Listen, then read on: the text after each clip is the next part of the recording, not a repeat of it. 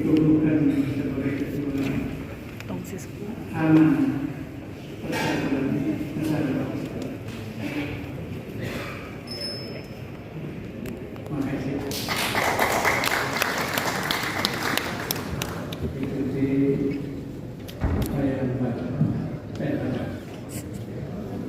Bismillahirrahmanirrahim. Dengan telah dideklarasikannya Majelis Amanah Persatuan Kaum Betawi, bersama ini saya kukuhkan saudara Marullah Matari menjadi ketua Majelis Adat, ketua Majelis tersebut. Semoga Allah Subhanahu wa Ta'ala meridhoinya. Amin.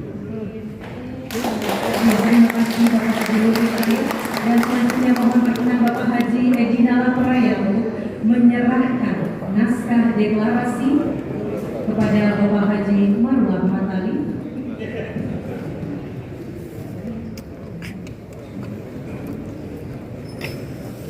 Saya terima amanah ini untuk saya laksanakan dengan penuh tanggung jawab.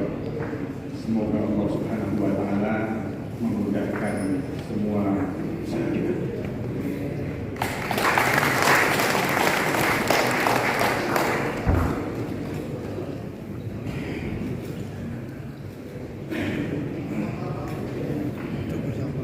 Baik, hadirin undangan yang kami hormati, selanjutnya kami persilakan Bapak-bapak untuk kembali ke tempat dan kami mohon Bapak Haji Marullah Matali untuk tetap di tempat.